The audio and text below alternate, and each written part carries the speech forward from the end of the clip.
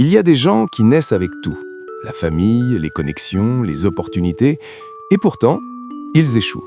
Ils échouent encore et encore, comme si une main invisible leur retirait chaque chose au moment où ils allaient l'attraper. Et puis, il y a d'autres gens, des gens qui ont commencé avec rien, sans argent, sans appui, sans filet. Et ils réussissent, pas à cause de la chance, pas à cause du destin au sens ordinaire du terme, mais à cause de quelque chose que la plupart d'entre nous n'avons jamais vraiment appris à voir. Ce quelque chose, c'est l'énergie. Et aujourd'hui, je vais vous dire ce que personne ne vous a jamais dit clairement, ce que les neurosciences commencent tout juste à confirmer et que les anciens ont su pendant des millénaires, ce que les étoiles murmurent à ceux qui savent écouter. Si vous ne comprenez pas l'énergie, l'abondance vous échappera, toujours. Restez avec moi, parce que ce que vous allez entendre dans les prochaines minutes pourrait changer la façon dont vous vivez votre vie pour toujours. Laissez-moi commencer par une question qui dérange. Pourquoi est-ce que certaines personnes semblent attirer la richesse, l'amour, les opportunités, sans même forcer? Vous les connaissez, ces gens qui entrent dans une pièce et qui changent l'atmosphère, ces gens autour desquels tout semble se résoudre naturellement, ces gens à qui la vie dit oui, encore et encore. Est-ce qu'ils ont eu plus de chance que vous? Peut-être, parfois, mais la chance ne suffit pas à expliquer un pattern constant. Un pattern que vous retrouvez à travers des années, des décennies, des vies entières. Non, ce n'est pas la chance, c'est l'énergie. Et l'énergie, contrairement à ce qu'on vous a peut-être dit, ce n'est pas un concept vague réservé aux livres de développement personnel ou au tapis de yoga. L'énergie est une réalité physique, neurologique, cosmique. Elle est mesurable, elle est observable. Et elle vous obéit ou elle vous résiste selon ce que vous faites avec elle. Commençons par le commencement. Votre cerveau est une antenne. Non, ce n'est pas une métaphore poétique, c'est une réalité que les neurosciences ont commencé à documenter avec une précision troublante ces 20 dernières années. Votre cerveau émet des ondes électromagnétiques réelles, mesurables, que l'on peut capter avec des électrodes. Ces ondes ont des fréquences différentes selon vos états intérieurs. Quand vous avez peur, votre cerveau émet différemment de quand vous êtes dans un état de flow, de gratitude ou de certitude profonde. Les neuroscientifiques les ont classifiées. Les ondes bêta, celles du stress, de l'analyse, de la vigilance anxieuse. Les ondes alpha, celles de la relaxation créative, de l'intuition tranquille. Les ondes θ, celles de la méditation profonde, de l'état hypnagogique, là où les visions arrivent. Et les ondes delta, celles du sommeil profond, où votre corps se régénère et où quelque chose de très ancien en vous communique avec quelque chose de très grand. Maintenant, imaginez que vous passiez la majorité de vos journées en ondes bêta élevées, dans le stress chronique, dans la peur de manquer, dans la comparaison, dans le doute. Qu'est-ce que votre cerveau émet vers le monde? Une fréquence de contraction, de fermeture, de résistance. Et l'abondance, elle ne force jamais les portes fermées. Mais attendez, parce que ce n'est pas tout. Il y a quelque chose que la science n'explique pas entièrement. Et que les anciens avaient cartographié avec une précision stupéfiante. Quelque chose que vous portez en vous depuis votre naissance, quelque chose d'inscrit dans les étoiles au moment exact où vous avez pris votre premier souffle, votre thème natal. Je sais ce que certains d'entre vous pensent en ce moment, l'astrologie, vraiment, mais restez avec moi, parce que je ne vous parle pas d'horoscope de magazine, de prédictions vagues qui pourraient s'appliquer à n'importe qui, je vous parle de quelque chose de profondément différent. L'astrologie traditionnelle, celle qu'on pratiquait en Mésopotamie, en Égypte antique, en Grèce ancienne, n'était pas une superstition, c'était une cartographie de l'énergie. Une façon de comprendre les cycles, les influences, les forces qui traversent l'existence humaine à des moments précis. Et les planètes ne causent pas vos expériences, elles les reflètent. Comme un miroir cosmique, elles indiquent les fréquences qui dominent à un instant donné. Et cela a des implications que la plupart des gens n'ont jamais osé explorer. Pensez à Saturne, cette planète froide, lente, sérieuse, que les anciens appelaient le grand maître. Saturne ne vous donne pas de cadeaux facilement. Il vous fait travailler, il vous met face à vos limites, à vos peurs, à vos structures intérieures. Quand Saturne transite un point sensible de votre thème natal, la vie devient plus lourde, les obstacles s'accumulent, tout semble résister. Et la majorité des gens dans ces moments-là pensent que le destin les a abandonnés, que Dieu s'est retourné contre eux, que l'univers est injuste. Mais les élus, les vrais élus, savent que Saturne ne punit pas, Saturne forge, comme un forgeron qui plonge le métal dans le feu, non pas pour le détruire, mais pour le rendre indestructible. Il y avait une femme dont j'ai entendu l'histoire et qui m'a profondément marqué. Elle s'appelait Elena. Elle avait grandi dans la pauvreté, dans une ville grise de l'Europe de l'Ouest, avec une mère qui lui répétait chaque jour que l'argent était pour les autres, pas pour elle, pas pour leur famille. L'argent était une chose étrangère, presque dangereuse. Pendant des années, Elena avait répété ce schéma, non consciemment, mais à chaque opportunité financière, elle trouvait une raison de ne pas avancer. Trop risqué, pas le bon moment, elle n'était pas prête. Jusqu'au jour où une amie l'a amenée voir une astrologue. Et l'astrologue, en regardant son thème natal, a dit quelque chose de bouleversant. Elle a dit « Tu as Saturne en 2e maison, la maison de l'argent, des ressources, de la valeur personnelle. Et Saturne dans cette position ne signifie pas que tu n'es pas faite pour la richesse, il signifie que tu dois guérir ta relation à la valeur, profondément, pas en surface, jusqu'aux racines. » Elena a pleuré ce jour-là, parce qu'en un instant, quelque chose qu'elle avait porté pendant toute sa vie s'était illuminé. Elle ne manquait pas de chance, elle portait une fréquence héritée de sa mère, de sa grand-mère, de générations entières qui avaient survécu en se disant que désirer plus était dangereux.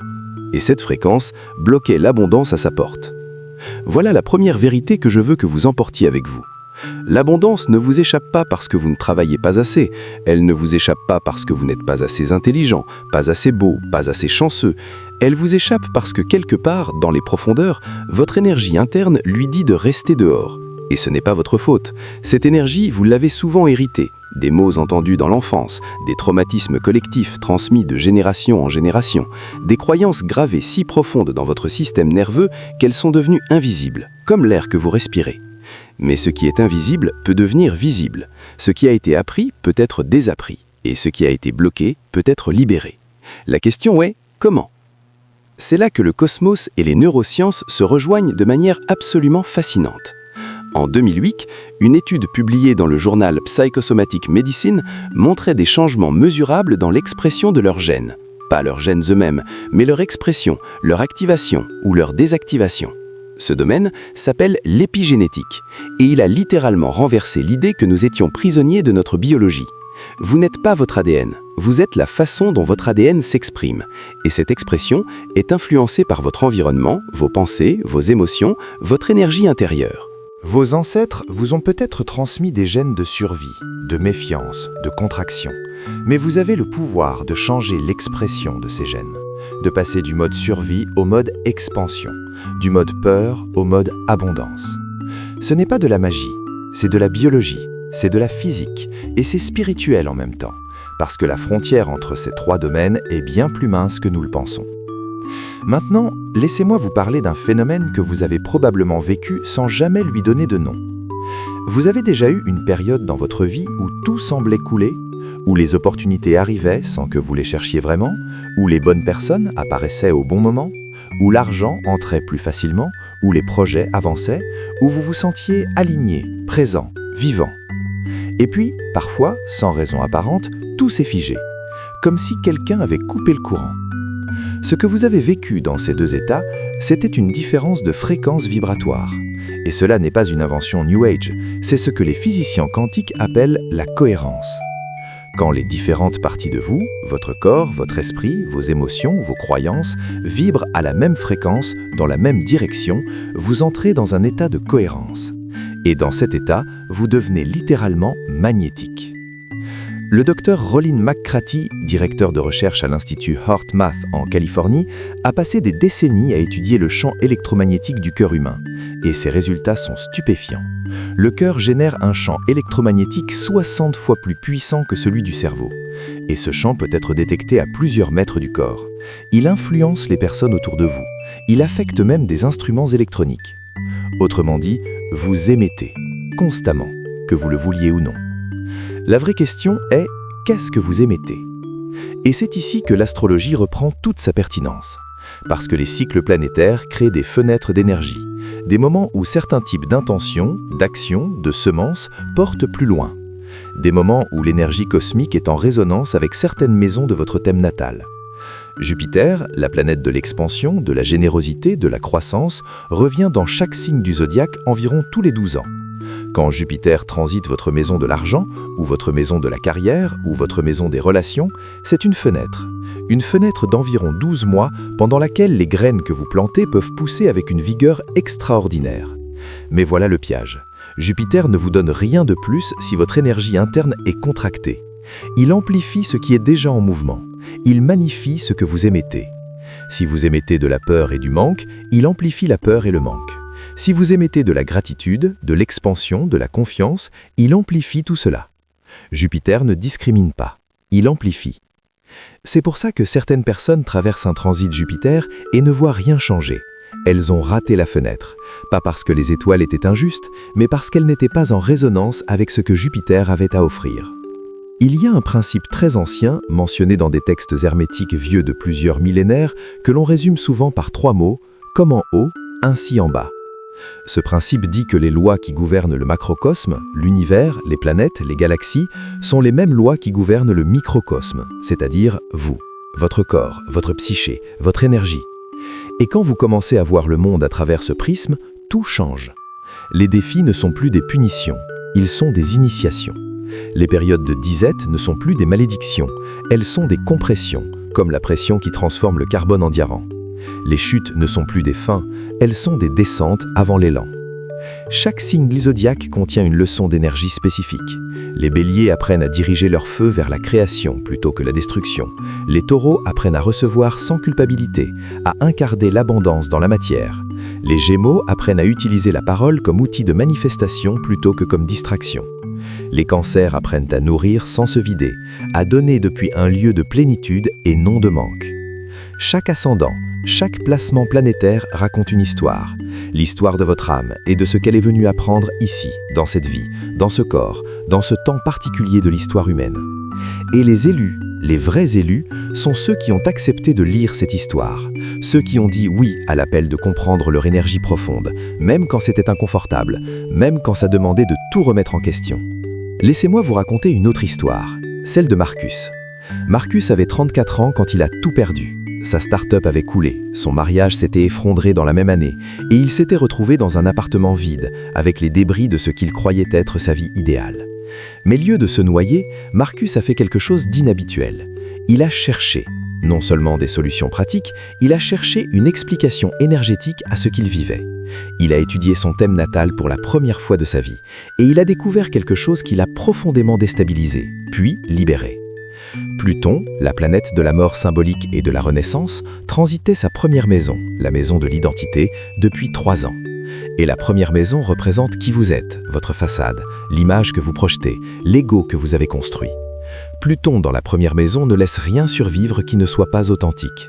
Il détruit les fausses identités comme le feu détruit les mauvaises herbes. Et Marcus, sans le savoir, avait construit toute sa vie autour d'une image. L'entrepreneur brillant, le mari parfait, le fils réussi. Ni qu'une de ces identités n'était fausse en soi, mais elle était construite depuis un lieu de peur. La peur de décevoir, la peur d'être insuffisant, la peur de ne pas mériter. Pluton avait tout à brûler, pas par cruauté, mais pour laisser naître quelque chose de réel. 2 ans après cette période sombre, Marcus avait lancé un nouveau projet, plus aligné, plus authentique, porté par une énergie complètement différente. Pas la peur de manquer, la joie de créer. Et en 18 mois, ce projet avait généré plus que toutes ces années précédentes combinées. Il n'avait pas changé de stratégie, il avait changé de fréquence. Je veux maintenant vous parler d'un concept que très peu de gens comprennent vraiment et qui explique pourquoi certaines personnes restent bloquées malgré tous leurs efforts. Ce concept s'appelle la régulation du système nerveux. Votre système nerveux autonome a 2 modes principaux. Le mode sympathique, celui de la mobilisation, du fight or flight, de l'urgence, et le mode parasympathique, celui du repos, de la réparation, de la récupération. Dans le monde moderne, la grande majorité d'entre nous passe trop de temps en mode sympathique. L'anxiété des réseaux sociaux, les emails urgents, les notifications constantes, la pression de productivité, tout cela maintient votre système nerveux dans un état d'alerte chronique. Et dans cet état, votre cerveau ne peut pas accéder aux fonctions supérieures, la créativité, l'intuition, la vision à long terme, la connexion aux opportunités. Toutes ces choses sont compromises quand votre système nerveux est en mode survie. Imaginez que vous conduisiez une voiture avec le frein à main serré. Vous pouvez appuyer sur l'accélérateur autant que vous voulez. Le moteur tourne, il fait du bruit, il consomme de l'essence, mais vous n'avancez pas vraiment, pas comme vous pourriez. Le frein à main, c'est votre système nerveux dérégulé. Et l'accélérateur, ce sont toutes vos actions, vos efforts, vos stratégies. Vous pouvez avoir les meilleures stratégies du monde. Vous pouvez travailler 16 heures par jour. Vous pouvez avoir tous les plans sur papier. Si votre système nerveux est en mode survie, vous n'accédez pas à votre plein potentiel énergétique. Et l'abondance, encore une fois, reste derrière la porte. Alors qu'est-ce que les élus savent faire que les autres ne font pas? Ils savent réguler leur énergie intentionnellement. Ce n'est pas un talent inné, c'est une pratique, une discipline spirituelle et neurologique à la fois. Et elle prend plusieurs formes. Certains le font à travers la méditation. Pas la méditation parfaite d'Instagram, assis en lotus avec une expression sereine. La vraie méditation, qui est souvent inconfortable, qui amène à la surface tout ce qu'on évite, qui réapprend au système nerveux que le silence n'est pas un danger. D'autres le font à travers le mouvement conscient, la danse, le yoga, la marche en nature, le tai chi, des pratiques qui remettent le corps dans la conversation avec l'énergie, qui débloquent ce qui est stocké dans les muscles et les fascias après des années de stress non traités. D'autres encore le font à travers le travail avec les cycles lunaires, la nouvelle lune comme moment d'intention, de plantation des désirs profonds, la pleine lune comme moment de gratitude, de lâcher prise, de récolte. Travailler avec les cycles de la lune, c'est se synchroniser avec le rythme naturel de l'univers. Et quand vous êtes synchronisé avec ce rythme, vous arrêtez de forcer à contre-courant. Parce que la nature n'a jamais été conçue pour être forcée, elle est conçue pour être naviguée. Il y a une chose que je dois vous dire et qui est peut-être la plus importante de toute cette conversation. Vous n'êtes pas ici par hasard. Je ne dis pas ça comme une formule creuse, je dis ça comme une réalité cosmique que les traditions les plus anciennes du monde ont documentée avec une constance troublante. Dans la tradition védique, il y a un concept appelé dharma, votre chemin de vie, votre raison d'être, votre contribution unique au tissu de l'existence. Et le dharma n'est pas quelque chose que vous choisissez, il est quelque chose que vous découvrez, quelque chose qui est inscrit dans votre thème natal, dans votre nœud nord et votre nœud sud, dans la position de votre soleil et de votre lune, dans tous les aspects de votre carte cosmique. Et quand vous vivez en alignement avec votre dharma, l'abondance cesse d'être quelque chose que vous poursuivez, elle devient quelque chose qui vous suit. C'est pour ça que les élus ne ressemblent pas toujours à ce qu'on attend. Certains élus sont des artistes vivant avec peu de ressources matérielles, mais d'une richesse intérieure qui rayonne et qui attire. D'autres sont des entrepreneurs généreux, dont la réussite coule naturellement parce qu'elle sert quelque chose de plus grand qu'eux. D'autres encore sont des maires, des guérisseurs, des enseignants, dont l'impact invisible dans le monde crée des ondes de transformation que personne ne voit, mais que tout le monde ressent. L'abondance n'est pas uniquement l'argent. L'abondance, c'est la vie qui circule librement à travers vous. L'amour, la santé, la créativité, la connexion, la joie. L'argent en est souvent un sous-produit naturel, mais ce n'est jamais la source. La source, c'est l'alignement énergétique. Revenons aux étoiles un instant, parce que nous sommes à un moment très particulier de l'histoire. Les astrologues les plus sérieux s'accordent sur le fait que nous vivons dans une période de transition majeure. Le passage de l'ère des Poissons à l'ère du Verseau n'est pas juste une métaphore, c'est un changement de fréquence collective, un changement dans ce que l'humanité est capable de raisonner, de créer, d'embrasser. L'ère des Poissons a été caractérisée par la foi aveugle, l'autorité verticale, la souffrance comme voie de rédemption. Le Verseau, lui, est le signe de la conscience éveillée, de la technologie au service de l'évolution, de la communauté, de l'individualité authentique, de la connaissance partagée. Et dans ce tournant, des élus sont activés. Des âmes qui portaient leur potentiel en veille depuis des années, parfois des décennies, commencent à s'éveiller. Elles se reconnectent à leur mission. Elles commencent à comprendre leur énergie d'une façon qu'elles n'avaient jamais pu articuler avant. Peut-être que c'est vous. Peut-être que si vous regardez votre vie en ce moment, vous voyez des signes de cette activation. Un sentiment croissant que quelque chose doit changer. Une impatience intérieure que les vieilles structures ne satisfont plus. Des synchronicités, ces coïncidences trop précises pour être des hasards, qui se multiplient. Des rêves plus intenses, des rencontres qui ressemblent à des rendez-vous plus qu'à des accidents. Ces signes ne sont pas dans votre tête, ils sont des transmissions. L'univers vous parle dans le langage qu'il a toujours utilisé, le langage de l'énergie. Voici ce que j'ai appris après des années d'exploration de ces questions. L'abondance a une porte d'entrée, et cette porte s'appelle la cohérence intérieure. Quand ce que vous pensez, ce que vous ressentez, ce que vous dites et ce que vous faites sont alignés, vous devenez un portail à travers lequel l'énergie de l'univers peut circuler librement, créativement, abondamment. Mais la plupart des gens vivent dans un état de dissonance interne permanente. Ils pensent une chose et ressentent une autre. Ils disent quelque chose et font autre chose. Ils désirent l'abondance, mais portent une croyance secrète qu'ils ne la méritent pas. Et ce n'est pas de la faiblesse, c'est de l'humanité. C'est le résultat de vies entières passées à naviguer dans un monde qui nous a rarement appris à comprendre notre propre énergie. Mais aujourd'hui, quelque chose change. Les outils sont là, les connaissances sont là, les traditions anciennes sont accessibles, la science confirme ce que les mystiques ont toujours su et les étoiles créent une fenêtre de possibilités extraordinaires. La question n'est plus de savoir si vous pouvez vivre dans l'abondance, la question est de savoir si vous êtes prêt à lâcher ce qui vous en sépare. Et c'est là que je veux vous laisser avec une image. Imaginez un fleuve puissant, généreux, qui charrie de l'eau fraîche et abondante. Ce fleuve existe, il a toujours existé, et il coule dans votre direction depuis le début. Mais quelqu'un, à un moment donné, a planté des rochers dans le lit de ce fleuve. Des rochers de croyances limitantes, des rochers de peur héritée, des rochers de dissonance énergétique. Des rochers plantés si longtemps qu'ils semblent faire partie du paysage. Et l'eau contourne, elle se divise, s'affaiblit, s'éparpille. Elle arrive jusqu'à vous, mais en filet. Une goutte d'abondance ici, une miette de succès là. Jamais le flot complet. Le travail de comprendre votre énergie, c'est le travail de retirer ces rochers, un par un, avec conscience, avec courage, avec l'aide de ce que les étoiles révèlent, de ce que les neurosciences confirment et de ce que votre âme, au fond, a toujours su. Et quand vous retirez un rocher, même un seul, quelque chose change. L'eau coule différemment, l'abondance entre différemment, pas en torrent immédiat peut-être, mais avec une fluidité nouvelle, une légèreté que vous n'aviez pas sentie depuis longtemps, peut-être depuis l'enfance, avant que le monde commence à vous apprendre à vous contracter. Si vous êtes encore avec moi à ce stade de cette conversation, alors vous faites partie de ceux qui sont prêts. Pas parfaitement prêts, pas sans peur, mais prêts.